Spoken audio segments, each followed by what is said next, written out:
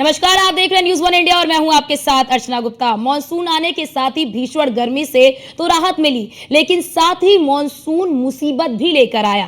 खासकर नेपाल से निकलकर यूपी के सीमावर्ती इलाकों से गुजरने वाली नारायणी नदी ने तो अभी से ही तबाही मचाना शुरू कर दिया है। आपको जानकारी दे दें कि कुशीनगर, श्रावस्ती, बलरामपुर, बहराइच जैसे जिलों में बाढ़ जैसे हालात हैं।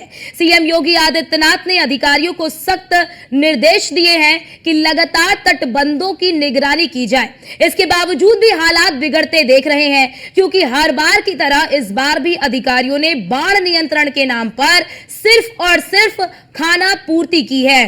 तटीय इलाकों के गांवों के साथ बारिश ने शहरों की भी सूरत को बिगाड़ रखा है। जल भराव से लोग मुश्किलों में घिरे हुए हैं। यूपी से उत्तराखंड तक यही आलम है, यही हाल है।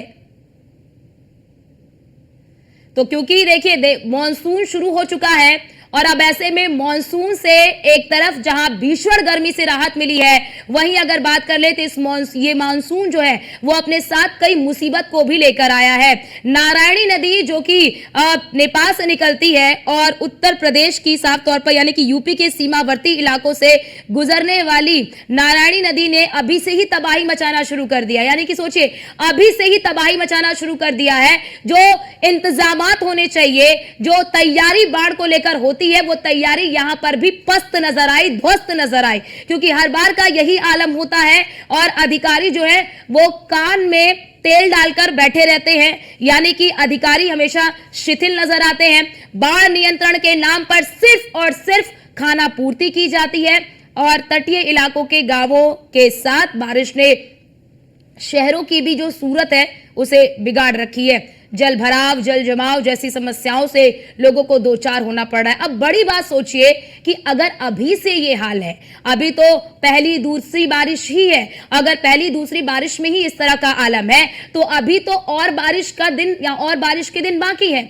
यानी कि अभी तो पूरी जुलाई बाकी है। जब बारिश होगी उसके बाद आप देखते हैं कि जुलाई के बाद अगस्त में भी बारिश का मौसम इसी तरह से जारी रहता है। तो ऐसे में फिर तो स्थिति और भी ज्यादा भयावह हो जाएगी। अगर पहली दूसरी बारिश में ये आलम है, ये हाल है कि बाढ़ जैसे हालात हो गए हैं, कई इलाकों में बाढ़ का जो पानी है वो आ गया है। नदियां जो हैं वो एक जो पैमाना होता है, एक मापन जो होता है, अगर उससे ऊपर बह रही हैं, खतरनाक स्तर पर बह रही हैं, तो ऐसे में ये तो कहीं ना कहीं एक संकेत है। बताते चले आपको कि अचानक नदी में पानी बढ़ने से काफी ज्यादा दिक्कत हो रही है। जो रेतीला इलाका है, पानी में फंसे लोगों का रेस्क्यू करने के लिए एसडीआरएफ की प्रशासन ने मदद मांगी है। यानी कि एसडीआरएफ से मदद मांगी गई है। आपको जानकारी दे दें कि जो रेतीला क्षेत्र होता है, वापसी में नारायणी का जो जल स्तर है वो बढ़ने से बच्चे भी फंसे, महिलाएं और पुरुष के साथ बुजुर्ग भी फंसे। ये देखिए, आपको ये तस्वीर भी दिखा रहे हैं कि किस तरह से जल स्तर जो है वो बढ़ गया है। नेपाल ने बीते दिन बड़ी गंडक साफ तौर पर आपको ये तस्वीरें भी दिखा रहे हैं। देखिए किस तरह के हालात जो हैं वो नजर आ रहे हैं। नेपाल ने बीते दिन बड़ी गंडक नदी में 4.40 हजार से अधिक क्यूसेक पानी छोड़ा और इसी के साथ ही खड्डा तहसील के शिवपुर रेता इलाके का ये पूरा मामला है। देखिए तस्वीर आपको दिखा रहे हैं। हालात क्या है, बाढ़ से इस तरह के हालात उपज गए हैं कि अब देखिए राहत शिविर बनाए जा रहे हैं। बड़ी बात यहाँ पर यह है कि आखिरकार ये अधिकारी केवल और केवल खाना पूर्ति करते हैं। ये एक्सक्लूसिव तस्वीरें न्यूज़ वन इंडिया आपको दिखा रहा है कि क्या हालात हैं। देखिए, स्कूल हो, मकान हो, दुकान हो, सब इस पानी में साफ तौर पर इसमें आप देख सकते हैं कि बाढ़ का पानी सभी जगहों पर घुस गया है। अब ऐसे में जहां घरों में पानी घुस गया है तो वहां पर लोग जो है वो उन्हें घरों से बाहर आना पड़ रहा है और क्योंकि पानी भरे होने की वजह से उन्हें सड़कों पर जो है कि वो जीवन व्यतीत करने के लिए कहीं ना कहीं मजबूर नजर आ रहे हैं। लेकिन फिलहाल ये तस्वीर आप देखिए कि किस तरह से पानी जो है वो भर गया है। कहीं पर भी आप देखेंगे तो वहां पर पानी भर गया है, यानी कि साफ तौर पर बाढ़ जैसे हालात हो गए। ऐसे में अब देखिए राहत शिविर का क्या हाल होगा, कितने राहत शिविर बनाए गए हैं, लोगों को रेस्क्यू किया जाएगा। लेकिन फिलहाल ये तस्वीर आपको दिखा रहे हैं, एक्सक्लूसिव तस्वीरें आपको दिखा रहे हैं, क्योंकि सीएम योगी आदित्यनाथ ने अधिकारियों को दिशा निर्देश दिए थे कि आप पूरी तैयारी कर लीजिए, सारी तैयारी होनी चाहिए, कोई परेशानी नहीं होनी चाहिए। लेकिन मुख्यमंत्री योगी आदित्यनाथ के आदेश के बाद भी ये अधिकारी कान में तेल डालकर सोते हैं और उसके बाद इस तरह की स्थिति जो है वो सामने आती है। ये तस्वीर देखिए, आपको उत्तराखंड की तस्वीर दिखा रहे हैं। ये उत्तराखंड की तस्वीर आपको दिखा रहा है कि उत्तराखंड में भी इस वक्त बारिश से हाहाकार मचा हुआ है। बारिश ने विकराल रूप ले लिया है। इतनी भीषण बारिश हो रही है कि नदियां उफान पर बह रही हैं और जिसकी वजह से कई सारे पुल जो है वो धराशायी हो गए हैं। जो मार्ग है वो ज्यादा बाधित हो गया है, यानी कि आवागमन पूरी तरह से बाधित है। ये आपको उत्तराखंड की हम तस्वीर दिखा रहे हैं, एक्सक्लूसिव तस्वीरें।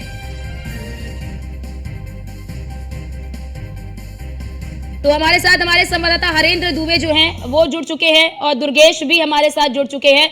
और हरेंद्र हमारे साथ गोरखपुर से जुड़े हैं, क्योंकि हरेंद्र अगर बात कर ले गोरखपुर की, तो गोरखपुर में क्या हालात है, यहाँ पर कितने घरों में पानी घुस गया है, बाढ़ से यहाँ पर क्या हालात है? हम बताना चाहेंगे खास तौर से गोरखपुर की अगर बात करें तो गोरखपुर में कभी अभी इस तरह की वो जो कि अर्चना स्थिति नहीं हुई है। लेकिन गोरखपुर मंडल की अगर बात करें तो खास तौर से कुशीनगर की 8,877 यूरिकेसी पानी नेपाल गंडक नदी ने छोड़ी है। और खासतौर जिसको लेकर के बिहार और जो उत्तर प्रदेश का पूर्वी क्षेत्र है, कुशीनगर का कुछ इलाका है, वह बाढ़ग्रस्त इलाके इस समय जलमग्न हो गए हैं। खास तौर से जो बाढ़ग्रस्त इलाकों के रहने वाले लोग हैं, वह लोग ऊंचे स्थान पर अपना ठिकाना बनाने के लिए मजबूर हैं, टेंट तंबू डालने के लिए मजबूर हैं और खास तौर से ऊंचे स्थान पर लोग जा रहे हैं। आपको बता दें कि अभी कल ही उत्तर प्रदेश के मुख्यमंत्री योगी आदित्यनाथ ने गोरखपुर में बाढ़ग्रस्त इलाकों का दौरा किया और दौरा करने के बाद अधिकारियों को सख्त निर्देशित किया कि आप लोग अपनी आदत से बाज आइए और समयानुसार से पहले, बाढ़ आने से पहले, त्रासदी आने से पहले आप कार्यों को मुकम्मल कीजिए। लेकिन अधिकारी किसी की बातों को मानने वाले नहीं हैं, किसी की बातों को सुनने वाले नहीं हैं। राप्ती नदी 7.7 सेंटीमीटर भी बढ़ी है, अभी खतरे के निशान से नीचे है। गोरखपुर की 4 प्रमुख नदियां हैं, आपकी घाघरा ले लें, कुआनो ले लें, रोहिणी ले लें और राप्ती। इन 4 नदियों का जलस्तर जो है कि बढ़ रहा धीरे धीरे, लेकिन किसी तरह की कहीं भी मुकम्मल व्यवस्था देखने को नहीं मिली है। रही बात गोरखपुर की यानी हमारे मंडल की बात, कुशीनगर की, तो कुशीनगर थोड़ा भी बारिश होती है तो जलमग्न हो जाता है। और यूं कहें नेपाल ने जो गंडक के रास्ते पानी छोड़ा है, उस पानी से कुशीनगर में तबाही का जो मंजर हमारे दर्शक हमारे इस न्यूज वन इंडिया के चैनल के तस्वीर स्क्रीन पर देख रहे हैं, वो भी एक्सक्लूसिव, यह दिल दहलाने वाली है। विद्यालय बंद होने के लिए कोई अभी तक अधिकारियों ने किसी तरह की अपनी नोटिफिकेशन नहीं जारी किया, न ही जल जमाव जहां होने वाला है वहां पर किसी तरह से अनाउंसमेंट किया कि भारी भयंकर बाढ़ आने वाली है, बारिश होने वाली है। सबसे बड़ी बात है कि जिस तरह से मौसम विभाग ने यह जारी किया है कि 7, 8, 9, 10 तारीख को भारी बारिश गोरखपुर मंडल, मिर्जापुर, वाराणसी सहित अनेक जगहों की बात कही है, उस पर भी अधिकारी चेतते नजर नहीं आ रहे हैं। अधिकारियों की घोर लापरवाही देखने को मिल रही है, क्योंकि जब मौसम विभाग ने अलर्टनेस जारी किया तो यहाँ पर अधिकारियों को सचेत करने के लिए बाढ़ग्रस्त इलाके के जो लोग हैं उनको अनाउंसमेंट करना चाहिए कि आप लोग ऊंचे स्थान पर अभी से अपना ठिकाना बनाइए, ताकि बाढ़ आने पर किसी तरह की जन हानि, पशु हानि न होने पाए। लेकिन किसी तरह की अनाउंसमेंट नहीं, किसी तरह की जानकारी नहीं, कान में तेल। बिल्कुल बिल्कुल हरेंद्र, क्योंकि जब अधिकारियों को बार बार दिशा निर्देश दिए जा रहे हैं तो उसके बावजूद भी जो अधिकारी हैं वो इतने शिथिल क्यों नजर आते हैं, ये समझ में नहीं आता। डीके यादव हमारे साथ जुड़ चुके कुशीनगर से। डीके, कुशीनगर का क्या हाल है, जरा वो तस्वीरें भी दिखाइए और जानकारी दीजिए।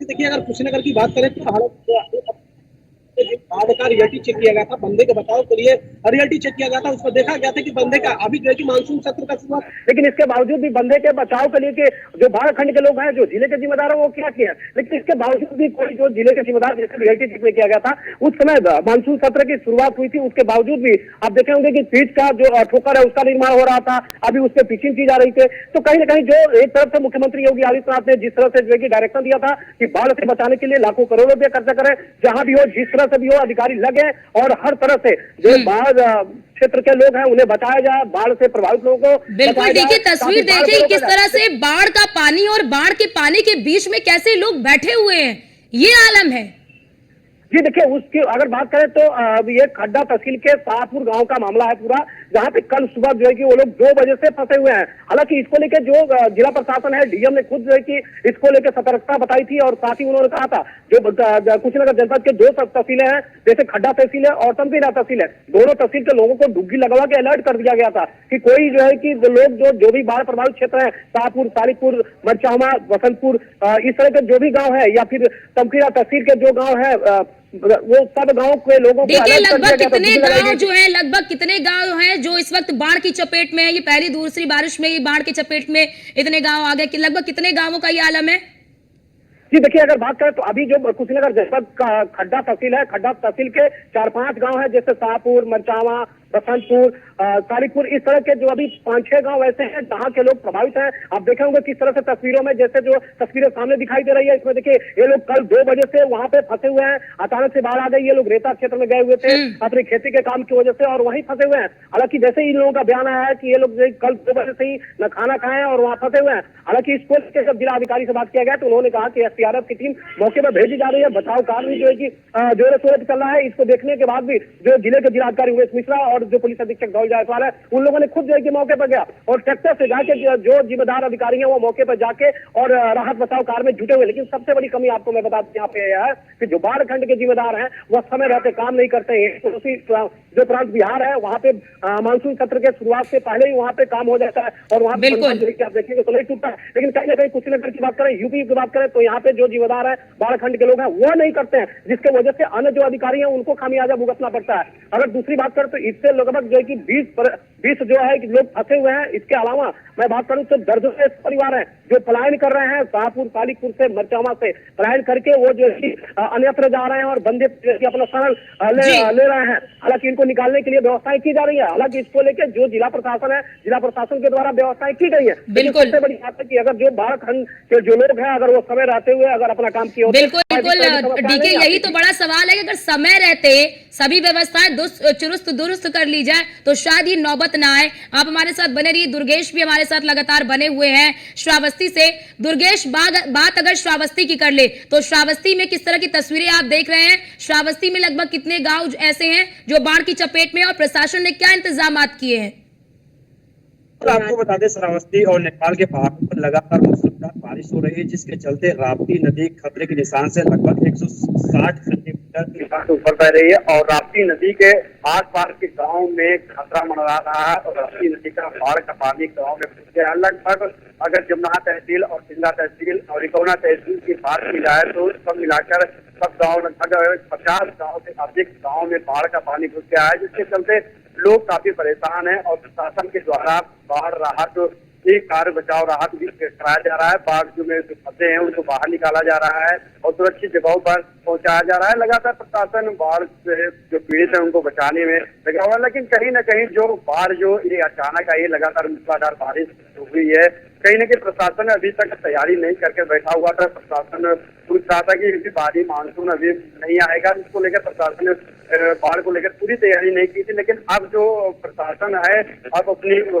जो तैयारी के पीट रहा है, प्रशासन कह रहा है मैंने पूरी तैयारी की थी, लेकिन कहीं न कहीं जो लगभग 50 से अधिक गाँव जो बाढ़ से ग्रसित हैं वो जो ग्रामीण हैं उनकी मुसीबतें बढ़ती जा रही है। लगातार राप्ती नदी का जल स्तर खतरे के निशान से बढ़ रहा है और लोग बाढ़ में फंसे हुए हैं, लोगों को आने जाने में काफी दिक्कतों का सामना करना पड़ रहा है। जी आप दुर्गेश जी बताइए कि क्या राहत शिविर भी बनाए गए हैं? जैसा आप बता रहे हैं कि बाढ़ का पानी जो है को कई घरों में घुस गया है, तो क्या वहां पर राहत शिविर भी बनाए गए? कितने राहत शिविर बनाए गए? कितने लोगों का अभी तक रेस्क्यू भी किया जा चुका है और कितने लोग प्रभावित हुए हैं अभी तक?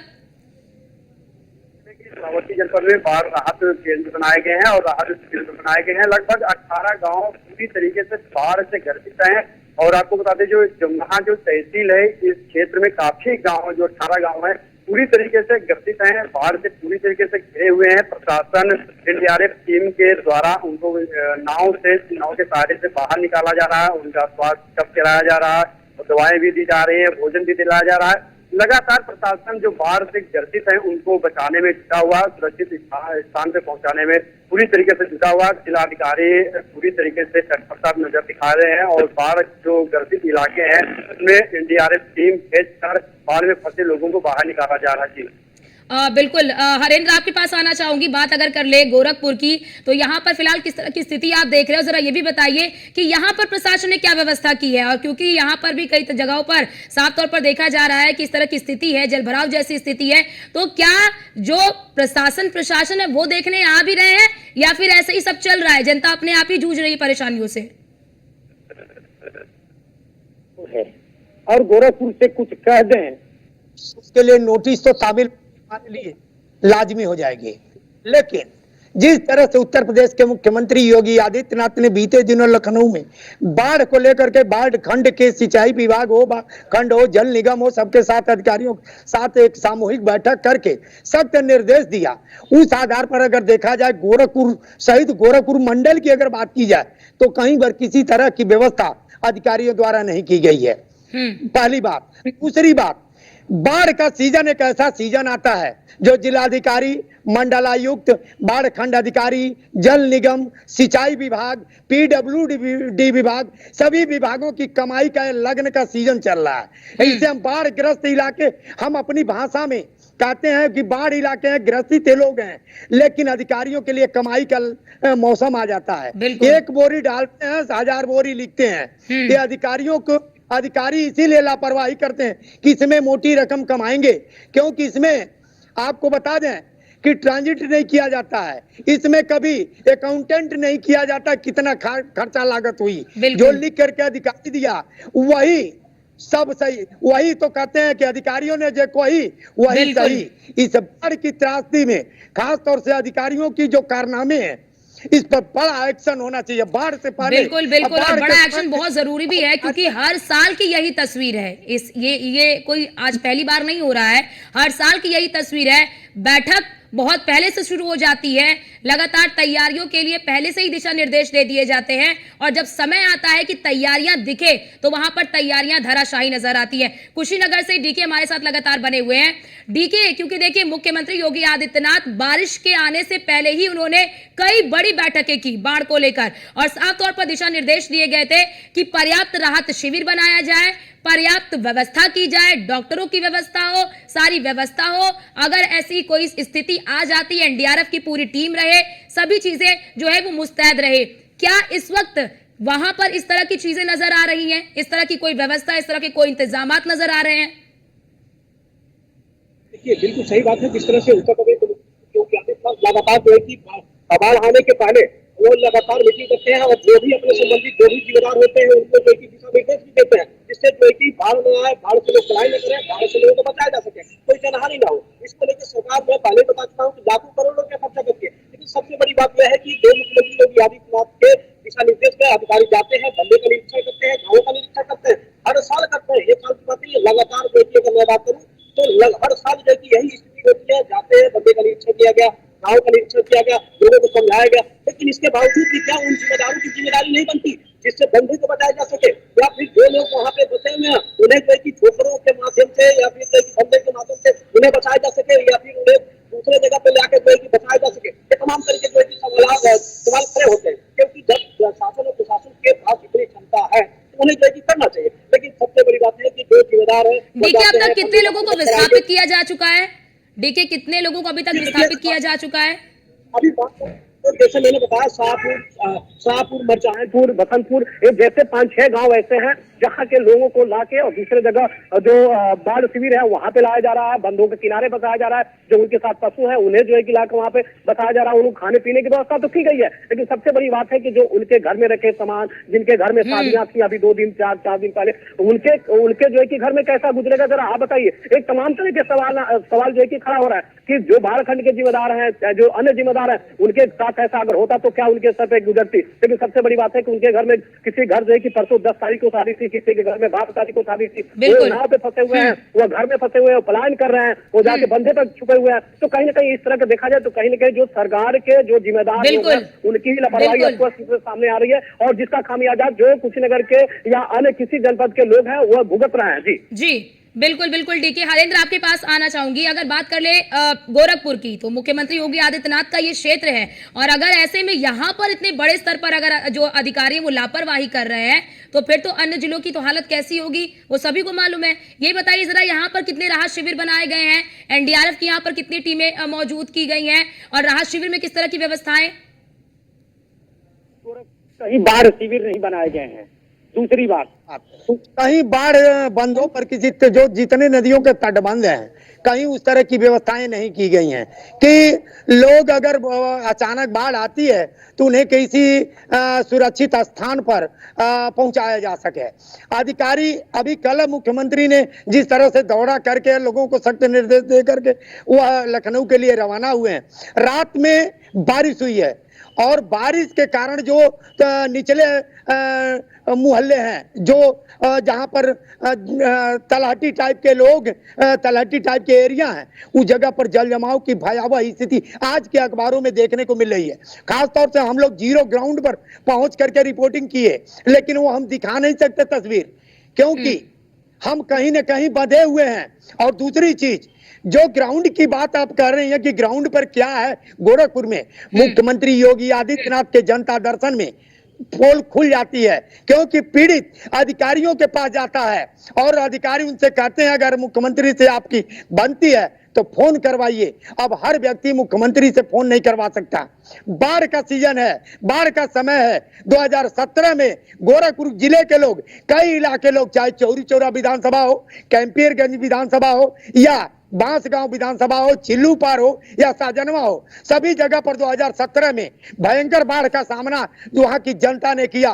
मुख्यमंत्री बाढ़ में उतर करके लोगों को राहत सामग्री वितरण किए, लेकिन अधिकारियों की जो ढिलपुल रवैये हैं, ढुलमुल रवैये हैं, अधिकारी कहीं न कहीं मुख्यमंत्री की छवि को खराब करना चाहते हैं, खासतौर से गोरखपुर में। और गोरखपुर में जो अधिकारी आ जा रहा है, एक बार वो अधिकारी किसी की पीड़ा को नहीं सुन रहा। मुख्यमंत्री के नाम पर अपने कार्यालयों में नहीं बैठते, मुख्यमंत्री के नाम पर किसी पीड़ित की नहीं सुनते, और मुख्यमंत्री के नाम पर बाढ़ खंड की चौकियों की बात आपने कहा, बाढ़ से बचाव राहत की बात आपने कहा, कहीं किसी तरह की व्यवस्था नहीं की गई है। सिर्फ कागजों में बाढ़ राहत बिल्कुल बिल्कुल हरेंद्र, जो आप जिक्र कर रहे हैं कि बाढ़ को लेकर कोई शिविर नहीं बनाए गए हैं, तो ऐसे में तो साफ तौर पर यही तस्वीर है कि जब शिविर नहीं बनाए गए तो लोग कहीं ना कहीं सड़कों पर जीवन व्यतीत करने के लिए मजबूर हैं। अब सड़कों पर भी पानी आ जाएगा तो फिर कहां वो जीवन व्यतीत करेंगे। कई बड़े सवाल हैं कि आखिरकार हर बार इस तरह की बाढ़ की विभीषिका से लोग जूझते हैं, हर बार की यही तस्वीर होती है। आखिरकार ये तस्वीर बदलेगी कब, कब ये अधिकारी जो है वो कुंभकर्ण की नींद से जागेंगे, ये बड़ा सवाल है। फिलहाल आप सभी का बहुत शुक्रिया हमारे साथ जुड़ने के लिए, और ग्राउंड जीरो से एक एक जानकारी और एक एक तस्वीर हमारे दर्शकों तक पहुंचाने के लिए। और फिलहाल के लिए इस बुलेटिन में इतना ही। बाकी देश और दुनिया की तमाम खबरों को देखने के लिए आप बने रहिए न्यूज़ वन इंडिया के साथ। नमस्कार।